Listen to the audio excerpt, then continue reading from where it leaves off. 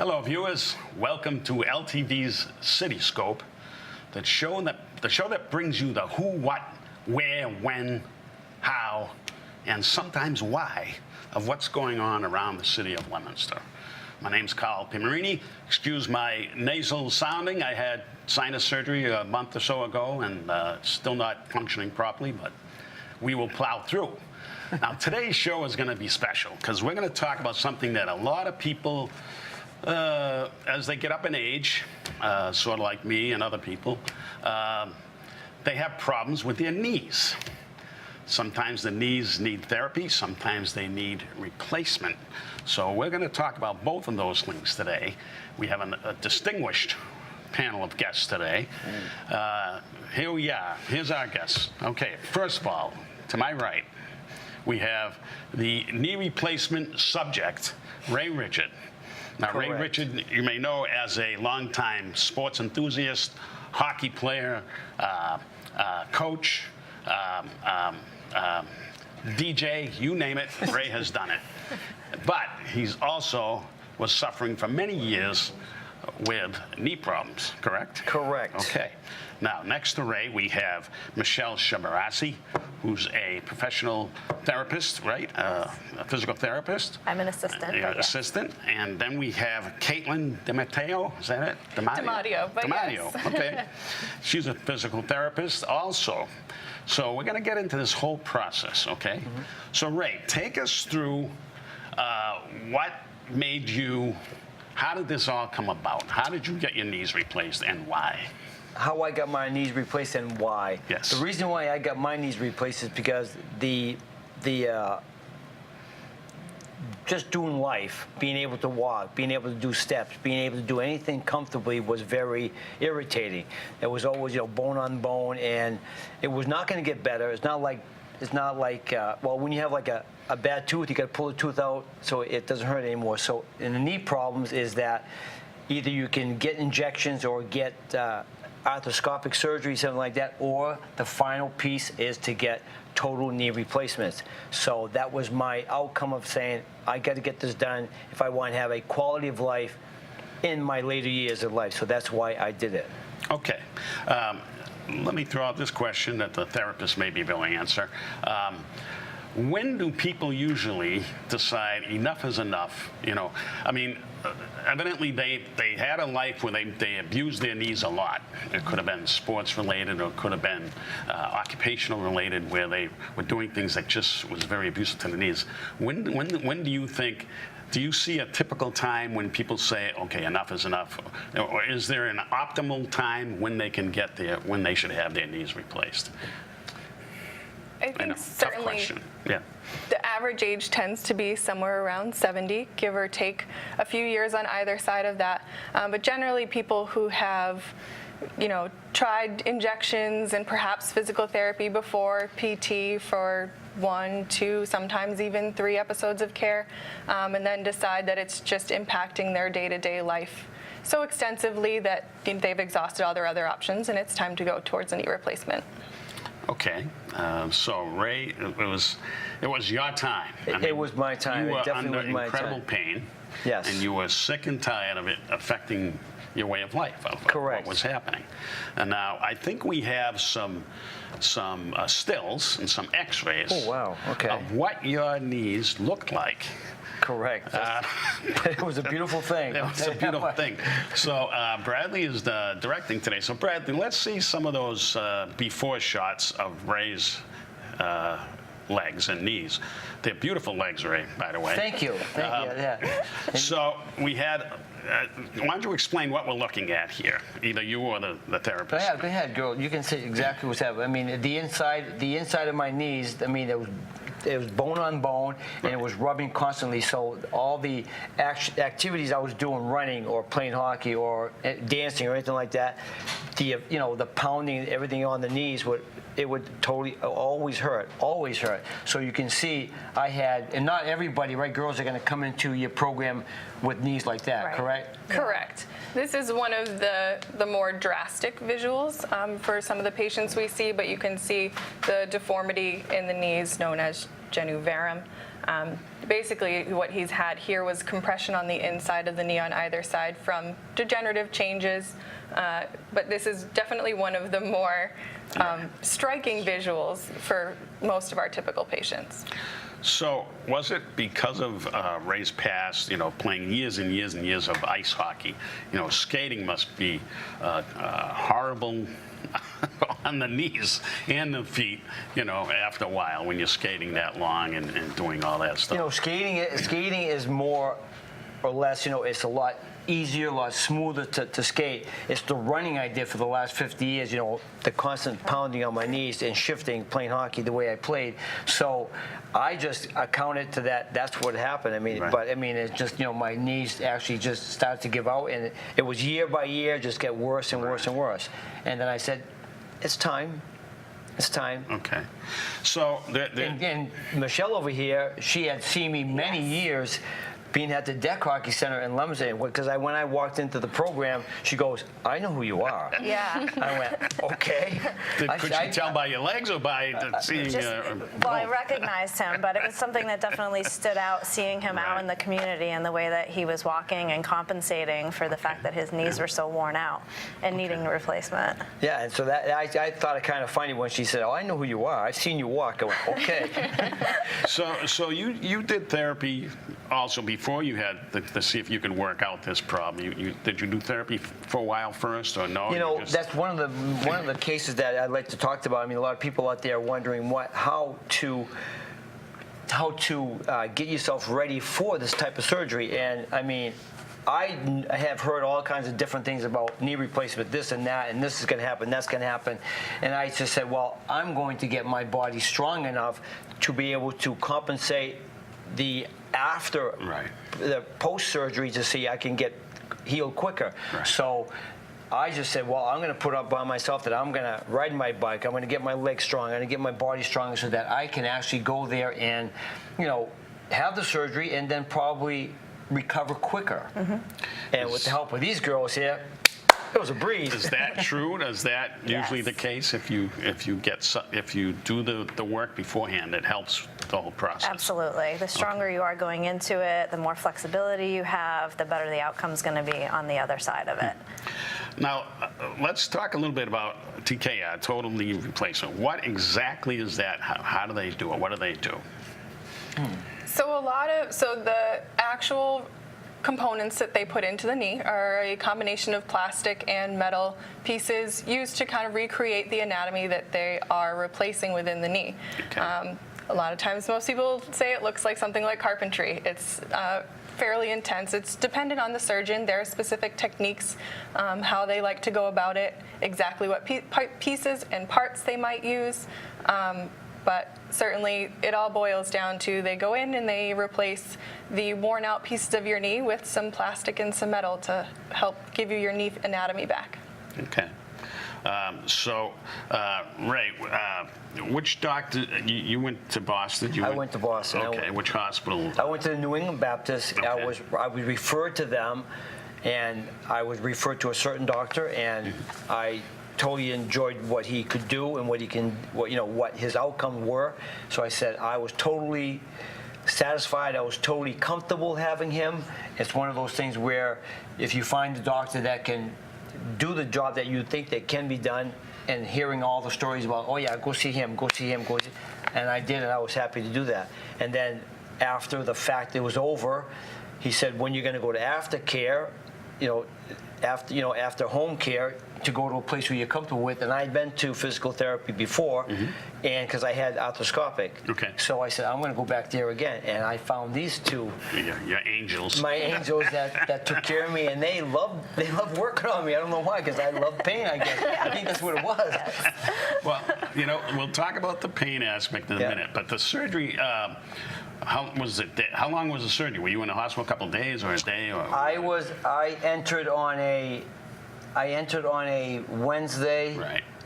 The surgery, I woke up on Thursday morning, and you're supposed to stay in the hospital. Because I had bilateral. I had both knees done at the same time. Both knees done. Both knees done at the same time. Usually when you have one knee done, they send you home with care and everything else. But with double knees, they want you to go to an outpatient, Right. not outpatient, but a hospital for short-term rehab. short-term rehab. And I was only in there for 2 days, usually there for 3.5 days. So I was already ahead of the game, Yeah. not knowing that. Do doctors typically recommend doing one knee at a time or two knees? We definitely see that more common than the Yes. double Right. knee replacement at the same Right. time. Yeah. Unless you're slightly off kilter like Ray.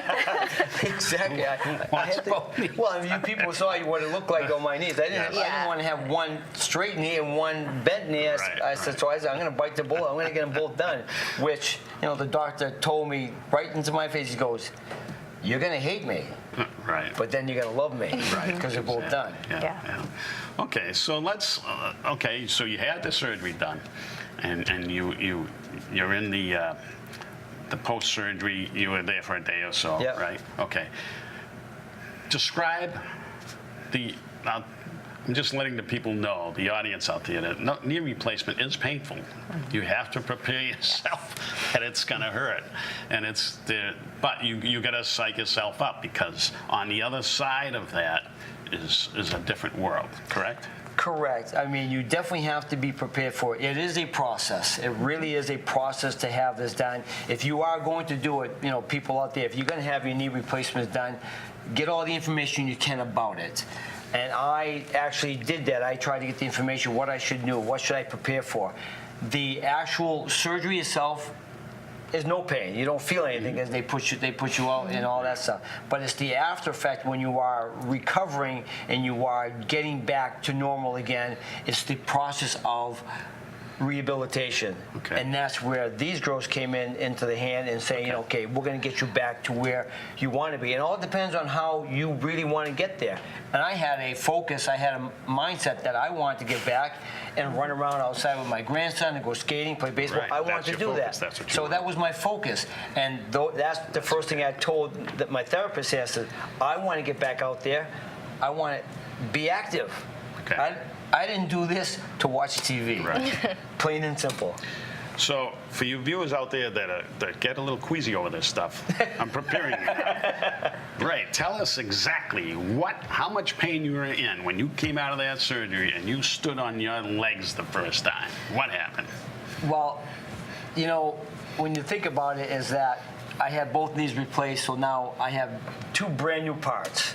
Now you got to get used to it. Now you got to get used to it again. I remember standing up for the very first time the next morning. They get you up the next morning. They want you walking. They want you getting your exercise. They want you to do this. So I first got up on the side of the bed holding the walker, and I was still numb. I guess I was still, under the process of. It was still numb, and I got up and I wiggled, and I said, "Oh my God, I wasn't strong enough to do that." So I just spent the rest of the day or whatever in the bed until I was ready, probably that afternoon, and say, "Okay, now get up and do it." But the pain process is something that you have to prepare yourself for. Mm-hmm. And that is, they're going to give you medication for it. They are going to do that. They do not want you in pain. They don't want, but you cannot escape that. It's going to be there. But when you look at the whole thing and you look at what's beyond where I am now, and I say to myself, it was so worth it. Right. So, this pain scale, when you first stood, it was like a 10. Ask the girls what it was like when I first came in. They have all my records. They asked me, what's the pain like today? I said, 10. Ray actually has a really good pain tolerance. I do. You do. So, even with the medication, you were on painkillers. Right, exactly. But even with that, there's still a. No, you don't actually I'm not really feeling pain. I think it was the pain of rehabbing, getting your knees to bend and stuff like that. That's where the pain comes in, where you just say, "Oh my God, you got to bend your knees, you got to bend." Okay, and so that's the thing. Let's get into that now. The rehab process. Okay, what's the first thing when you first get a patient like Ray? What's the first thing you have to do? Tell him that he's crazy for doing both of them. Yeah.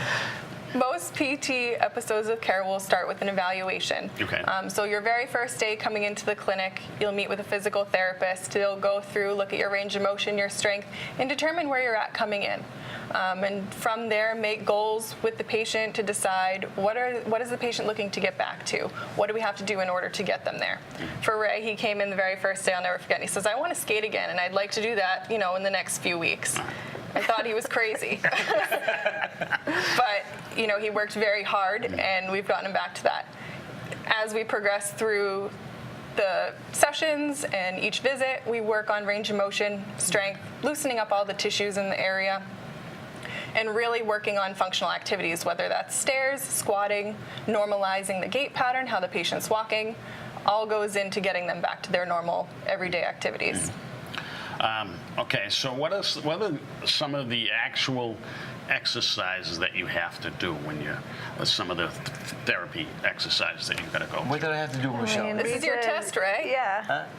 What I had, the exercise is actually, trying to bend your knees as much as possible. Put a big ball behind your back and do some crunches, get all the way down and bend your knees so that's what you really want, is to get your knees to bend. I mean, and I remember the girls telling me, so look, we got to get your knees, at a 0 here and try to get 120, on the opposite side. It's like, so that's the thing. And they would get there and they would push down on your knees so they can get that stretch, because if you don't do it, basically it's just going to stay where it is, correct? You just got to keep that motion going. And I mean, that was their job, to get the motion going. Even though you didn't want to do it, but believe me, it was worth it to get it going. I've been through therapy for different things. I had a torn rotator cuff and stuff, so I know that you have to go through the therapy. You got to do it, and it hurts. I mean, it's not fun. It really isn't. When you walk in there, you know you're going to be tortured. But what mentally gets you through it? The mental part was the focus, is that you focus and you know what you really want in the end. And I knew what I wanted in the end. It's like go and get your car fixed and you say, I want a brand new engine. And you're going to feel great that there's a brand new engine in the car. I feel like I have a brand new engine. Right.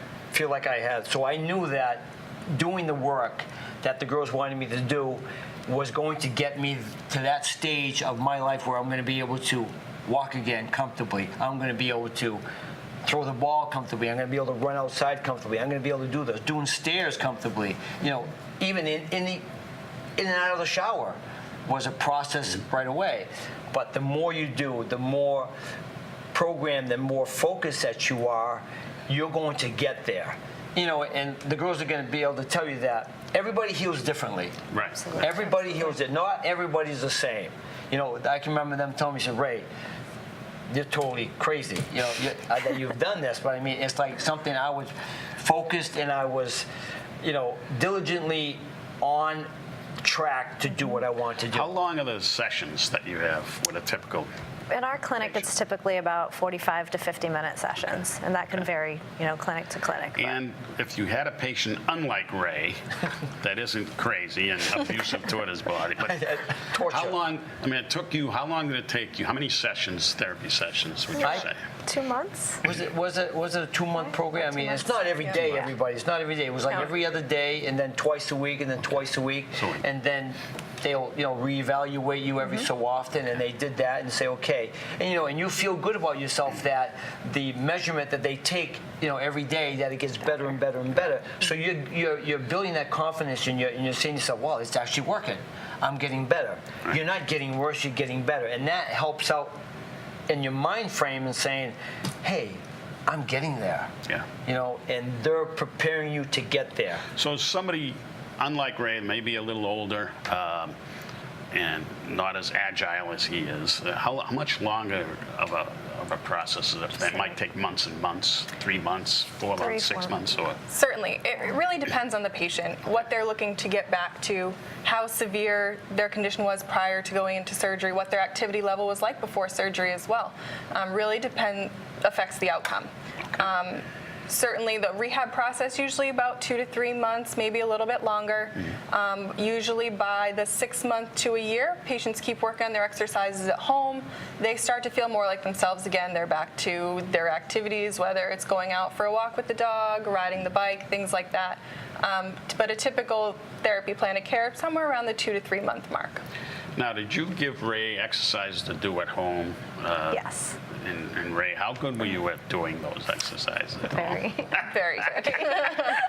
No, You're out of your mind going crazy. That's the doing truth. I mean, because I remember I was taking a week. I had to go to Florida, and I knew that I wanted to come back and show them that I actually did work, that I just didn't goof off on the beach, like that.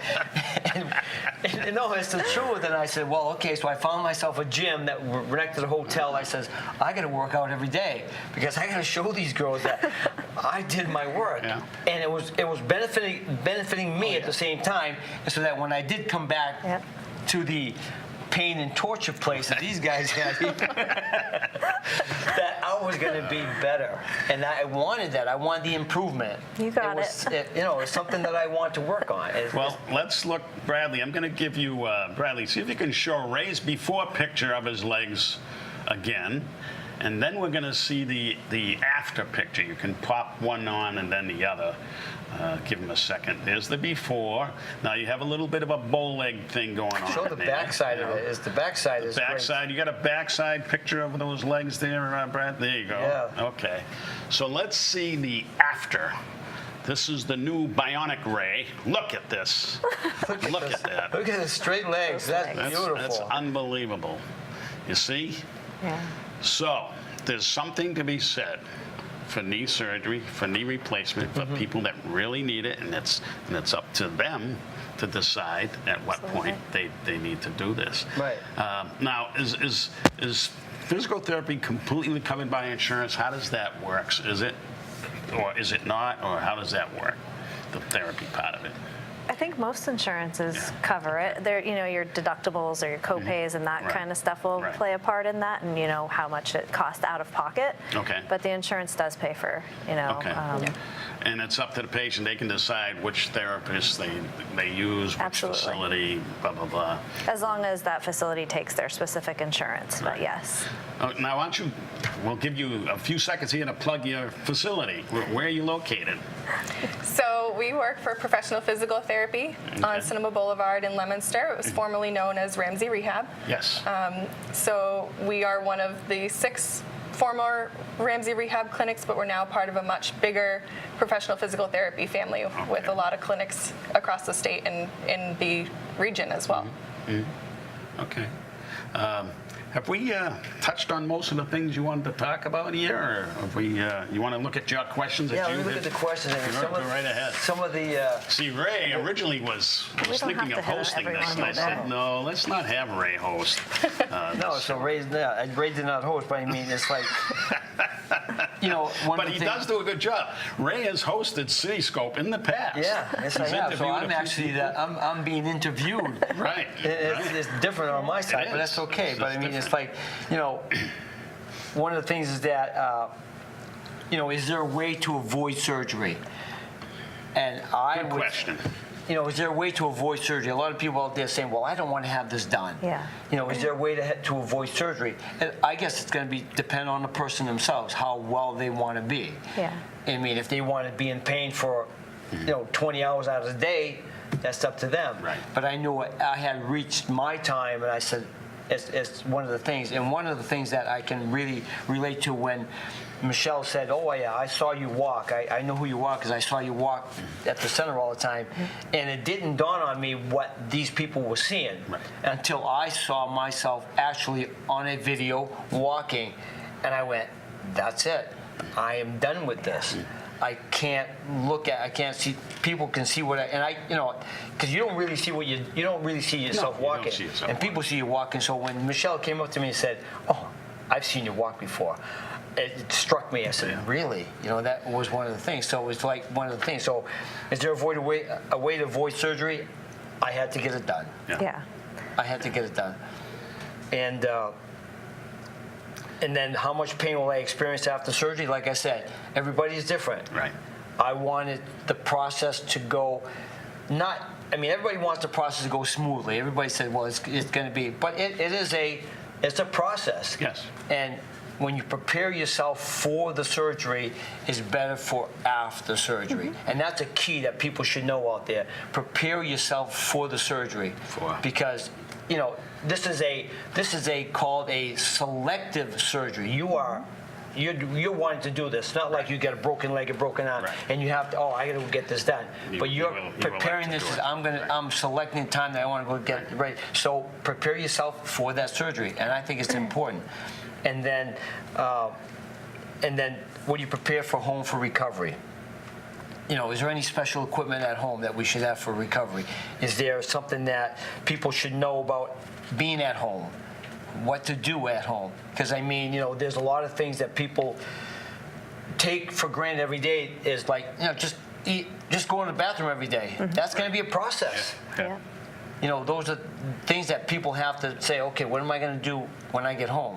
Am I going to have health care? Am I people going to come in the house? Because I remember I had physical therapists coming to my home, you know, once, twice a week to get myself ready to do this. But then after they would leave, whatever, I just did not sit around and say, well, okay, I'm going to wait till they come back again. I'm not going to do anything. No, I kept myself going. Right. The progress is what I wanted. Right. And another good question, girls, for you girls, is that here we go. how long will the artificial knee joint last? Good question. Very good question. And will I require to get a new one? I mean, at my age, or so answer that question. Well, it all depends on how active you are. Okay. But typically they say around 15 to 20 years out of a total knee replacement. But if someone is more aggressive and does a lot more like skating and that kind of stuff, it may wear out a little bit sooner than the 20-year. But the life expectancy on them is good. So there's no other complications that could happen. Are there any other complications that could happen post-surgery that might happen? Have you seen?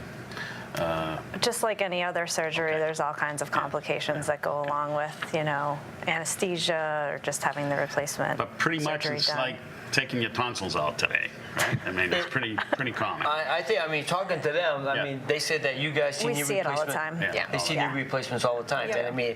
And I mean, and when you came up with the idea, Carl, you said we should do something like that. I mean, and it's true because I walk around and everybody today got their knee replaced. It's like, oh yeah, I got mine done. I got mine done. I got mine done. It's like it's an everyday occurrence for people. I'm saying, wow. And then running into them too, they say, oh yeah, we see this all the time. But we don't see double knee, okay? Well, whatever. But I knew that I had to get something done, So- and I had to get it. That's good, and I'm glad we did this show because there's a lot of viewers out there that are in the same boat, you know, and they're gonna want to know what's involved and how to do it. You've all answered excellent questions. I want to thank you, Ray. I want to thank Michelle and Caitlin for participating. Thanks for having us. People, you know how to get a hold of these people if you want to talk to them. Everyone sees Ray all over the place, so you can ask Now Ray. I can walk straight. It's a beautiful thing. It's a great thing. I mean, and so It is. people out there that are listening to the show today, I mean, it's a process. It's not an easy thing to do, but it's well worth it. It is well worth it. I can climb stairs now without holding onto the railings or holding onto the wall, and I did that. And everybody that had gone through knee problems before can relate to that and say, oh yeah, I know what he's talking about. I know what he's talking about. And actually to be able to stand up for a certain amount of time was painful for me. I would always have to sit down and talk to people. But there's a way out. And Now there there's is a way out, and there's a way out that you have to be ready for. Okay, we got to wrap it up. Thank Okay. you again, and thank you all in TV land for watching Cityscope on the total knee replacement. So think about it, and we'll see what happens. Take care.